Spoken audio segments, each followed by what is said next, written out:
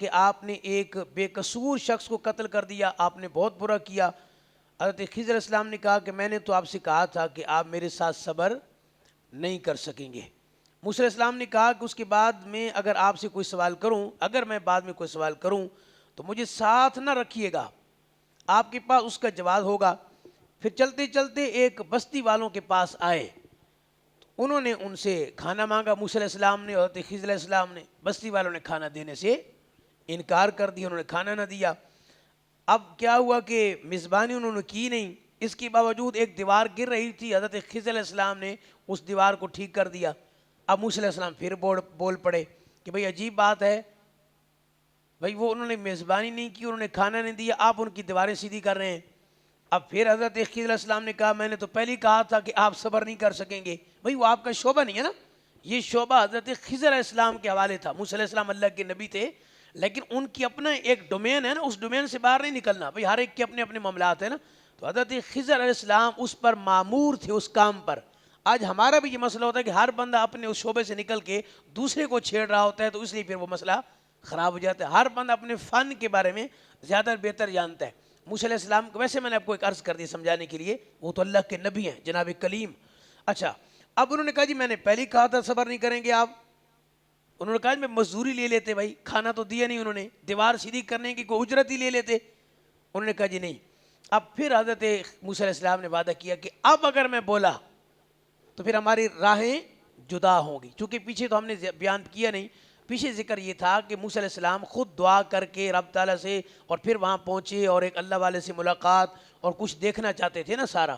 اب یہ دو واقعے ہو گئے، بچے والا بھی جس کو حضرت خضر علیہ السلام نے قتل کیا، وہ بھی اب لازم بات ہے کیسے برداشت کر سکتے تھے موسیٰ علیہ السلام کہ ایک بچے کو پکڑا قتل کر دیا، دوسرا دیوار والا۔ تیسرا اب یہ کہ جناب وہ کشتی میں پہنچے تو وہاں جناب وہ انہوں نے کشتی میں بٹھا دیا، تو حضرت خضر علیہ السلام نے اس کا کہیں سے سوراخ کر دیا اس کا۔ اب یہ پتہ چلا کہ انہوں نے سوار بھی کیا تھا اور آپ نے اس کو نقصان پہنچا دیا۔ پھر موسیٰ علیہ السلام بول پڑے کہ بھئی آپ عجیب بندے ہیں، آپ کیا کرتے ہیں؟ اب حضرت خضر علیہ السلام نے کہا کہ ہماری راہیں جدا ہیں، اب اکٹھے ہم نہیں رہیں گے، لیکن وہ جو 3 کام تھے وہ میں آپ کو بتا دوں کہ وہ اس میں حکمتیں کیا تھیں۔ اس میں ہمارے دوست جو ہیں دور کے دوست، تو وہ اعتراض بھی کرتے ہیں، یہ موسیٰ علیہ السلام اللہ کے نبی تھے، ان کو معلوم ہی نہیں تھا۔ اس کا جواب بھی عرض کر دوں گا۔ بھائی ان کی وہ ڈیوٹی نہیں تھی، اس کام پر وہ مامور نہیں تھے، اور پچھلے جتنے انبیاء کرام علیہ السلام ہیں ان کے علم کا جو معاملہ ہے وہ خود قرآن میں احادیث میں موجود ہے، ہم نے بھی خود کبھی کلیم نہیں کیا۔ ہم جن کے علم غیب کا اس لیول پر کلیم کرتے ہیں وہ مصطفیٰ ہیں۔ ایک جواب تو یہ ہے، ہم بات محبوب کی کر رہے ہیں، آپ بات موسیٰ علیہ السلام کی کر رہے ہیں۔ دوسرا، موسیٰ علیہ السلام کو بھی علم تھا، عیسیٰ علیہ السلام کو بھی علم تھا، اس لیے تو وہ کہتے تھے کہ جو تم گھر میں رکھ کے آتے ہو وَأُنَبِّئُكُمْ بِمَا تَأْكُلُونَ وَمَا تَدَّخِرُونَ فِي بُيُوتِكُمْ، تم جو کھا کے آتے ہو میں وہ بھی بتاتا ہوں، جو تم گھر میں بچا کے رکھ کے آتے ہو مجھے وہ بھی علم ہے۔ تو علم تو ان کو بھی تھا، لیکن یہ ایک ان کی ڈیوٹی نہیں تھی، وہ ان کا شعبہ نہیں تھا نا، علم عطا کرنے والا تو اللہ ہے، تو جو اللہ نے ان کو عطا کیا ان کو وہی معلوم ہے نا۔ تو وہ چونکہ وہ معمور نہیں تھے اس کام پہ، حضرت خضر علیہ السلام معمور تھے، تو یہ اعتراض نہیں بنتا کہ یہ موسیٰ علیہ السلام کو معلوم ہی نہیں تھا، ورنہ تو اس سے پہلے یہ اعتراض بنتا ہے کہ موسیٰ علیہ السلام اللہ کے نبی ہیں اور 5 اولو العزم رسولوں میں ہیں، اور حضرت خضر علیہ السلام اکثر علماء کے ہاں وہ نبی ہیں ہی نہیں، بعض کے ہاں نبی ہیں، بعض کے ہاں وہ نبی نہیں ہیں، وہ ولی ہیں، اختلاف ہے۔ تو موسیٰ علیہ السلام کا مقام حضرت خضر علیہ السلام سے بہت زیادہ بلند ہے، وہ اولو العزم 5 رسولوں میں مقام ہے موسیٰ علیہ السلام کا۔ تو پہلے پھر سوال تو یہ ہوگا کہ موسیٰ علیہ السلام گئی کیوں؟ بھائی جو افضل ہے وہ مفضول کے بعد جا رہا ہے جس کا رتبہ ان سے کم ہے، تو آپ تو پھر اگر وہ سوال کریں گے تو پھر ہم یہ بھی سوال کریں گے۔ اس لیے بعض چیزیں ایسی ہوتی ہیں کہ وہ ان کی ڈیوٹی تھی، ان کی اپنی ایک ڈومین ہے، ان کی اپنی ایک تھا، تو یہ معاملات ہوتے ہیں۔ اب انہوں نے کہا جی 3 چیزیں جو میں نے کی ہیں وہ سن لیجئے، اس کے بعد ہماری راہیں جدا ہیں، کہ بعد میں آپ کے ذہن میں آتا رہے بھئی حضرت خضر علیہ السلام نے کیا کیا تھا۔ انہوں نے کہا جی پہلا جو ہے نا کشتی والا جو واقعہ تھا، تو وہ سمندر میں کام کرنے والے مسکین لڑکوں کی تھی، اور آگے ایک ظالم بادشاہ تھا جو ہر صحیح اور سالم کشتی کو زبردستی لے لیتا تھا، میں نے اس کشتی کو عیب دار کر دیا تاکہ اس کی دست سے وہ بچی رہے. چونکہ عیب ہو گیا تو وہ لے گئے نہیں کہ اس میں پہلی عیب ہے. یہ بات چونکہ کشتی والا 15ویں پارے کے اینڈ والے اس میں ذکر تھا, ہم نے چونکہ 16ویں سے آج آغاز کیا. دوسرا یہ کہ لڑکا جو تھا جس کو قتل کیا اس کے ماں باپ مومن تھے, اور اندیشہ یہ تھا کہ یہ بڑے ہو کر ان کو سرکشی اور کفر میں مبتلا کرے گا. چونکہ بیٹے کی محبت تو محبت ہے, لوگ کیا کچھ کرتے ہیں. تو میں نے کیا کیا, اس کو ختم کر دیا, اور اللہ اس کے بدلے میں ان کو ایک پاکیزہ اور زیادہ رحم دل بیٹا عطا فرمائے گا. تیسرا, وہ جو دیوار سیدھی کی تھی تو کہا گاؤں میں دیوار وہ 2 یتیم لڑکوں کی تھی, اور اس کے نیچے ان کا خزانہ دفن تھا, اور ان دونوں کا باپ ایک صالح شخص تھا. تو آپ کے رب نے چاہا کہ وہ جوان ہو کر اپنے رب کی رحمت سے اپنا خزانہ نکالیں, اس لیے میں نے وہ دیوار صحیح کر دی کہ دیوار اوپر رہے گی تو خزانہ نیچے دبا رہے گا, جب دیوار ہٹ گئی خزانہ سامنے آئے گا تو لوگ لوٹ لیں گے وہ. اس لیے ہمارے ملک کے بارے میں بھی اسی آیت سے وہ جملہ اخذ کیا تھا. میں نے آپ کو پہلے عرض کیا تھا کہ قرآن پہ غور کریں تو کیا کیا ملتا ہے. ہمارے ملک میں بھی خزانے بہت ہیں پر ابھی دفن ہے. جب کوئی اس قابل آئے گا تو زمین خزانے اگل دے گی. اتنے خزانے ہیں کہ آپ تصور بھی نہیں کر سکتے. پھر حضرت خضر علیہ السلام نے کہا, فرمایا کہ یہ جو میں نے جو کام کیے نا, تینوں کام آپ کے سامنے, یہ تینوں کام میں نے اپنی رائے سے نہیں کیے, یہ اللہ کا حکم تھا. اس میں میری رائے شامل, ڈیوٹی حضرت خضر علیہ السلام کی تھی, لیکن آپ صبر نہ کر سکے اور جلد بازی میں آپ سوال کر بیٹھے. چونکہ ان کا شعبہ نہیں تھا, وہ رہ نہیں سکتے تھے نا سوال کیے بغیر, تو وہ سوال انہوں نے کر دیا. تو یہ ایک معاملہ ہے. آیت نمبر 83 سے 110 تک حضرت ذوالقرنین کا ذکر ہے. یہ بھی ایک واقعہ ہے, بہت بہترین واقعہ ہے. حضرت ذوالقرنین, اللہ نے اسے زمین میں اقتدار عطا کیا, وہ ایک مہم پر نکلے اور طلوع آفتاب کی جگہ پہنچے. طلوع آفتاب کی جگہ جہاں سے سورج طلوع ہوتا ہے, نکلتا ہے, وہاں تک پہنچ گئے ذوالقرنین.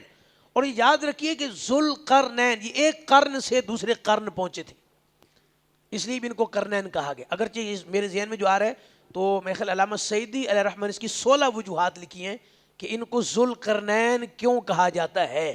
بہت ساری اور وجہ بھی ہیں. ایک وجہ یہ بھی ہے کہ یہ مشرق سے مغرب کیا فاصلہ ہے اور یہ پہنچے, اللہ نے ان کو مقام دیا. اچھا, طلوع آفتاب کی جگہ پہنچے تو ایک قوم کو پایا کہ جن پر سورج پوری آب و تاب کے ساتھ چمک رہا تھا. پھر ایک اور مہم پہ نکلے اور 2 پہاڑوں کے درمیان پہنچے. ان پہاڑوں کے پار ایک قوم تھی جو کوئی بات نہیں سمجھتی تھی.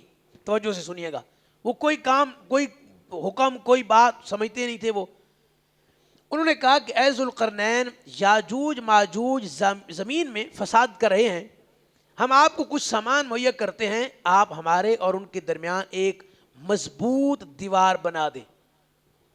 حضرت ذوالقرنین کو کہا انہوں نے. ذوالقرنین نے کہا کہ اللہ نے مجھے طاقت دی ہے, تم افرادی قوت سے میری مدد کرو اور میں تمہارے اور ان کے درمیان ایک مضبوط دیوار بنا دوں گا. اس دیوار میں لوہا اور تانبا بھی پگھلایا تاکہ وہ دیوار ناقابل شکست ہو جائے, وہ ختم ہی نہ ہو کسی لحاظ سے. پھر یاجوج ماجوج اس دیوار پر نہ چڑھ سکیں. ذوالقرنین نے کہا کہ یہ میرے رب کی رحمت سے بنی ہے, اور جب میرے رب کا مقررہ وقت آئے گا وہ اس دیوار کو ریزہ ریزہ کر دے گا. ابھی وہ وقت آیا نہیں ہے. ویسے ہمیں معلوم بھی نہیں ہے کہ آیا ہے کہ نہیں آیا. واللہ اعلم ورسول اعلم. احادیث کے مطابق میں نے کہا کہ وہ وقت آئے گا تو اس کی نشانیاں تو ہیں نا, لازم بات ہے. اچھا, یہ ایک صورت ہے. اب یہ لوہا, اس میں ہر میں حکمت لکھی علماء نے, چونکہ وقت کم ہوتا ہے, لیکن بہرحال وہ ایسی مضبوط دیوار ہے کہ جو ٹوٹے گی نہیں. اللہ چاہے گا جب تو وہ ٹوٹے گی. سورہ کہف کے آخری رکوع میں اللہ تعالیٰ نے کافروں کے بارے میں بتایا کہ وہ شرک کرتے ہیں اور ہم نے ان کے لیے جہنم تیار کر رکھا ہے. دنیا کے بظاہر خوش نما کام آخرت میں ان کے کسی کام نہیں آئیں گے, کوئی کام. پھر اہل ایمان کے لیے جنت کی نعمت, اس کا ذکر فرمایا. یہ سن لیجئے کہ آپ تصور کریں کہ بعض چیزیں اتنی خوبصورت لگتی ہیں ہمیں کہ یار یہ کیا کمال چیز ہے. قرآن کہہ رہا ہے آخرت میں آپ کا اس میں کوئی حصہ نہیں ہے.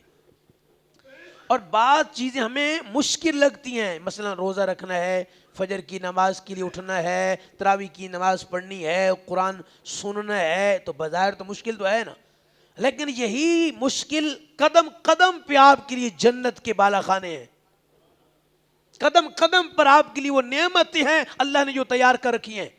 تو کہا بظاہر خوشنما چیزیں آخرت میں کچھ بھی نہیں، اور یہاں کی بظاہر مشکل چیزیں آخرت میں وہ کچھ اللہ نے تیار کر رکھا ہے، وہ نعمتیں ہیں۔ قرآن کہتا ہے نہ تمہاری آنکھ نے دیکھی ہیں، نہ تمہاری زبان نے چکھی ہیں، نہ تمہارا دل کبھی ان نعمتوں کے بارے میں تصور کر سکتا ہے، ایسی نعمتیں۔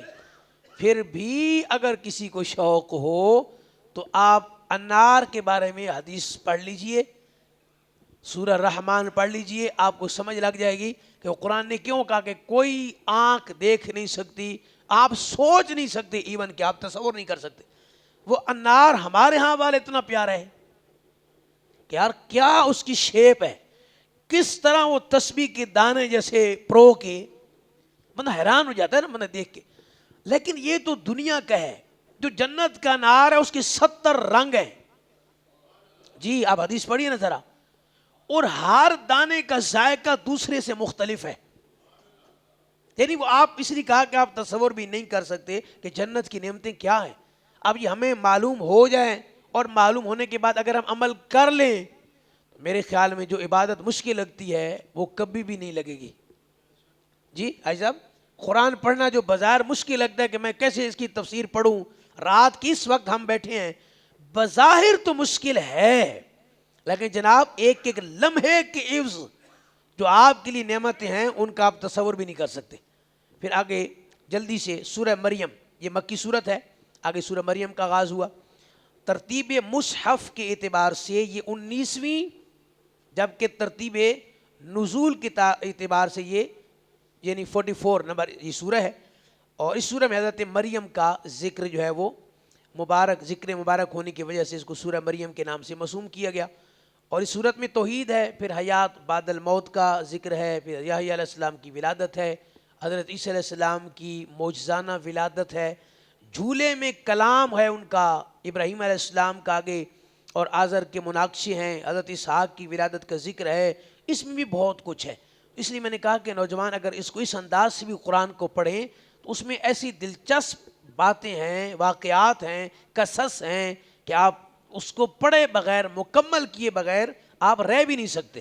اب یہ جو حضرت مریم سلام اللہ علیہا کا واقعہ ہے، کیا خوبصورت واقعہ ہے، اور جو عیسیٰ علیہ السلام بیٹے ہیں آپ کے، ان کی جو ولادت ہے وہ بھی حیران کن نہیں ہے کہ ایک بچہ ہے بالکل پنگھوڑے میں ہے، اور فاشارت الی، وہ اشارہ کرتی ہیں اور وہ فوراً بول پڑتے ہیں، کہتے ہیں قال انی عبد اللہ آتانی الکتاب وجعلنی نبیا وجعلنی مبارکن اینما کنت۔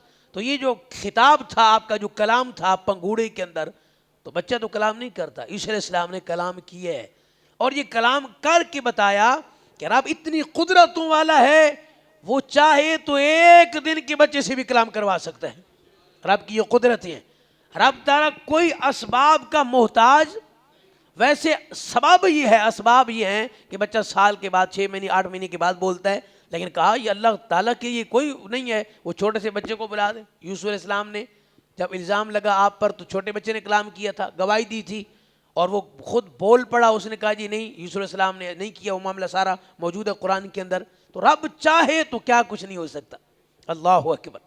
پھر سورہ مریم میں اس امر کا بیان ہے کہ حضرت زکریا کی اولاد نہیں تھی علیہ السلام، اور بڑھاپے کی عمر کو پہنچ چکے تھے، انہوں نے اللہ سے دعا کی۔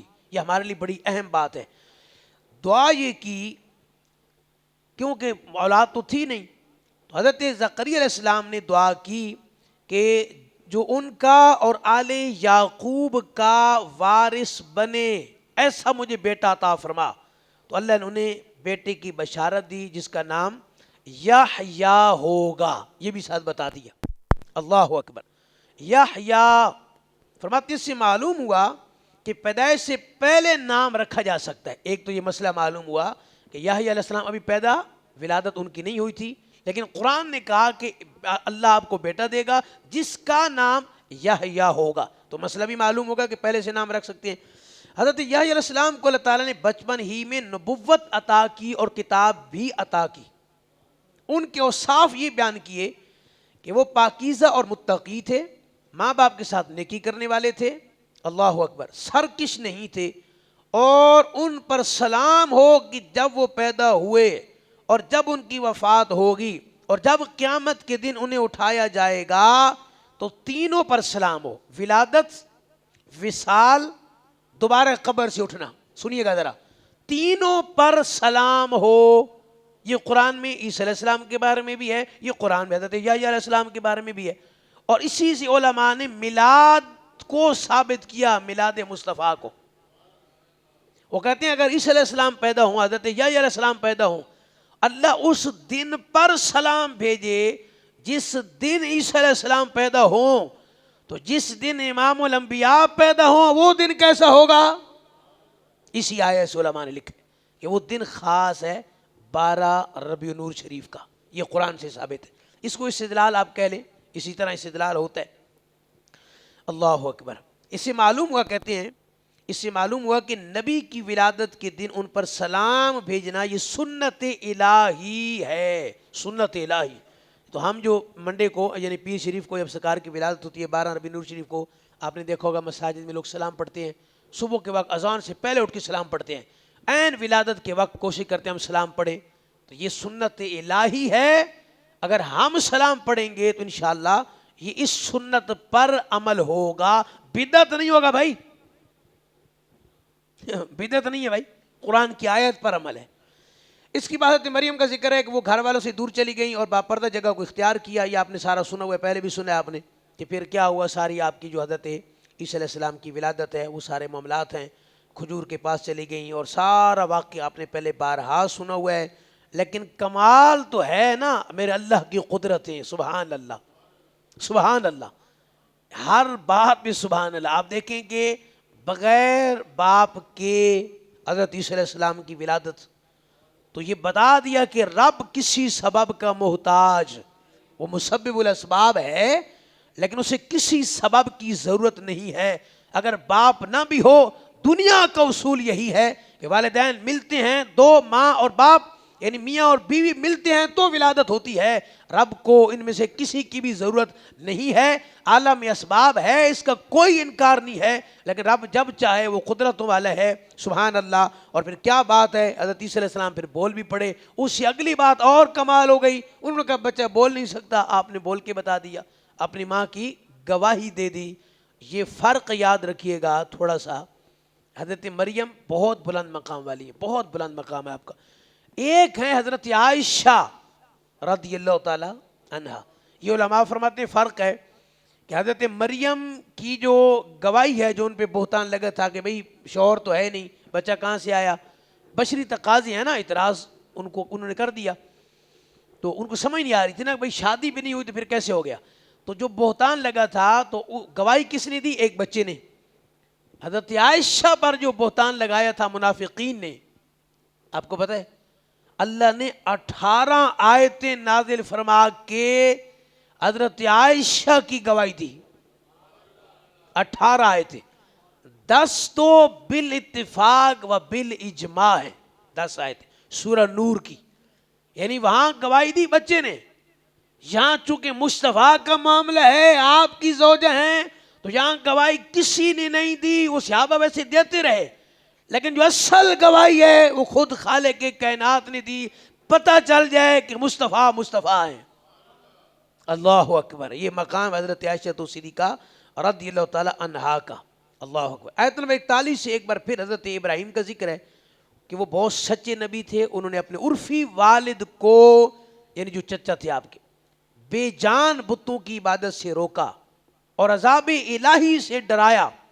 اس نے کہا کہ آپ ہمیں ہمارے خداؤں سے پھیرنا چاہتے ہیں، اس سے رک جائیں، یعنی وہ آگے سے یہ کہہ رہے ہیں کہ چونکہ ہمارے یہ خدا ہیں ہم کیسے رکیں ان سے، تو آپ نے فرمایا اس سے رک جائیں ورنہ آپ کو سنسار کر دیا جائے گا۔ ابراہیم علیہ السلام نے کہا کہ میں آپ کے لیے اپنے رب سے استغفار کرتا رہوں گا، وہ مجھ پر بہت مہربان ہے۔ اللہ نے انہیں اسحاق بیٹے اور یعقوب پوتے کی بشارت دی کہ وہ نبی ہوں گے۔ یہ یاد رکھیے کہ حضرت ابراہیم علیہ السلام کے اولاد میں 2 بیٹے ہیں، ایک کا نام حضرت اسحاق ہے، ایک کا نام حضرت اسماعیل ہے علیہم السلام. ان دونوں کی نسل آگے چلی، لیکن حضرت اسحاق سے آگے سارے کثرت کے ساتھ انبیاء ہیں، کثرت کے ساتھ. بعد نے 70,000 تک لکھے ہیں، بہت زیادہ انبیاء ہیں. ادھر جو دوسرے صاحبزادے ہیں حضرت اسماعیل علیہ السلام، ان میں سے آگے کوئی نبی نہیں ہے الا اینڈ آ کے اینڈ سنیے گا، درمیان میں کوئی بھی نہیں. عیسیٰ علیہ السلام، اسماعیل علیہ السلام سے آگے کوئی بھی نہیں ہے. یہ سلسلہ چلتا رہا چلتا رہا چلتا رہا. حضرت اسحاق کی اولاد میں نبی آتے رہے بنی اسرائیل کے جو انبیاء ہیں. حضرت اسماعیل کی نسل چلتی رہی چلتی رہی چلتی رہی، لیکن نبی کوئی نہیں. آخر میں آ کے مصطفیٰ. اب آپ تصور کریں کہ وہاں ہزاروں انبیاء ہیں اور یہاں اکیلے حضرت اسماعیل کی اگلی نسل میں تنہا مصطفیٰ ہیں. لیکن علماء فرماتے ہیں تنہا مصطفیٰ ہوئے، وہاں ہزاروں انبیاء ہوئے، لیکن معاملہ یہ ہے کہ پلڑا پھر بھی ادھر والا بھاری ہے، مصطفیٰ ادھر ہے. ہزاروں انبیاء ایک اس طرف ہے. اللہ اکبر اللہ. اور حضرت اسماعیل علیہ السلام کا مقام ذبیح اللہ بھی ہے، یہ بھی ان کا بڑا مقام ہے. اگرچہ بعض لوگوں نے حضرت اسحاق کو بھی لکھا ذبیح اللہ، لیکن اہل سنت کا نظریہ یہی ہے کہ حضرت اسماعیل علیہ السلام جو ہے وہ ذبیح اللہ تھے اور ان کا لقب ہی ذبیح اللہ ہے. لیکن بہرحال دوسرا قول موجود ہے، اہل سنت کا یہی ہے، اتفاق ہے اس پر. تو اس میں ایک شعر پڑھ دوں، میرے ذہن میں آ گیا یہ والا کہ چلو تھوڑا سا ذوق بھی بن جائے. آخری بات یہ کر دیتے ہیں چونکہ ٹائم بھی ہو گئے. ادھر کتنے ہیں؟ ہزاروں. ادھر کون ہے؟ تنہا آمنہ کی لال. ادھر ہزاروں. اللہ کرے مجھے آ بھی جائے، کیونکہ ابھی ذہن میں آئے نا، تو بعض اوقات بھائی مضمون تو آ رہا ہے، وہ شعر بھی آئے نا. ادھر ہزاروں نبی و مرسل، ادھر وہ تنہا کھڑے ہوئے ہیں. ادھر ہزاروں نبی و مرسل، ادھر وہ تنہا کھڑے ہوئے ہیں. ہمارے آقا تو مرتبے میں سب سے آگے بڑے ہوئے ہیں. ہمارے آقا تو مرتبے میں سب سے آگے بڑے ہوئے ہیں. حضرت اسماعیل علیہ السلام کا مقام اس لیے بھی زیادہ ہے کہ چونکہ آگے مصطفیٰ ہے. اور آخری بات یہ بھی سن لیجئے کہ وہاں قربانی نہیں لی گئی تھی. آپ دیکھیں نا، انہوں نے چھری چلائی اور ذبح کون ہوا؟ جنت سے جو آیا تھا مینڈا وہ ذبح ہو گیا. تو قربانی یعنی فزیکلی وہ قربانی لی نہیں گئی. علماء کہتے ہیں ایک لحاظ سے لی بھی گئی. کیسے؟ کہتے ہیں چونکہ جو حسین پاک ہیں، خاندان تو وہی ہے نا سارا، حضرت ابراہیم، حضرت اسماعیل علیہ السلام، آگے مصطفیٰ اور پھر آگے حضرت حسین پاک. تو وہی ایک ہی لڑی ہے نا، وہ نسل جو آپ کہتے ہیں، سلسلہ نسب جو ہے وہاں تک پہنچا. تو کہتے ہیں وہاں نہیں لی گئی، لیکن چونکہ دکھایا گیا تھا کہ ذبح ہونا ہے. تو یہ بعض علماء نے لکھا ہے اور بعض عقل میں آتی ہے کہ چونکہ ایک حکم تھا اللہ کا، لیکن وہاں نہیں لی گئی. اس میں حکمتیں ہیں. آج کون ذبح کرتا اپنے بیٹوں کو اور کیا معاملات ہوتے، وہ ایک ٹاپک علیحدہ ہے. لیکن یہ تھا کہ چونکہ حکم تھا کہ ذبح کرنا ہے اور بعد میں پھر وہ نکال دیا گیا نیچے سے، تو وہ پوری کہاں پہ ہوئی؟ حضرت حسین پاک پر کربلا کے میدان میں. کہ بہرحال یہاں پھر 71 اور 72 لاشیں پھر اٹھائے. تو وہ نسل وہی، خاندان وہی، سلسلہ نسب ہوئی. تو وہ جو ایک دفعہ کہہ دیا تو پھر کہہ دیا. یہ ایک بعض علماء کے ہاں ہے کہ یہ جو ہے نا، لا تبدیل لکلمات اللہ، اللہ تعالیٰ کی کلمات بدلتے.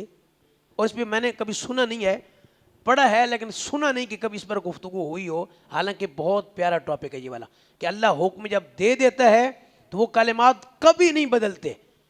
تو جب نبی پھر دعا کر دیتے ہیں یا کچھ ایسا ہوتا ہے تو وہ ایسی زبردست بات ہے کہ کمال یہ ہے کہ وہ اللہ کے کلمات بھی نہیں بدلے، لا تبدیل لکلمات اللہ، قرآن کا فیصلہ ہے، جو ایک دفعہ ہے وہ ہے، پر وہ اس لحاظ سے ہو جائے گا کہ وہ بات بھی پوری ہو جائے گی، جو حکم اللہ کا وہ بھی پورا ہو جائے گا، لیکن وہ کسی اور حوالے سے ہو جائے گا، جیسے یہاں پہ ہے حضرت اسماعیل علیہ السلام کو بچا لیا گیا، لیکن پھر بھی انہی کی نسل سے حضرت حسین پاک ان کی قربانی لی گئی باقاعدہ، تو یہ بات بھی ہے۔ بہرحال یہ انبیاء کرام علیہ السلام کے اپنے اپنے مقامات ہیں، اللہ تعالیٰ اس پر عمل کرنے کی توفیق عطا فرمائے۔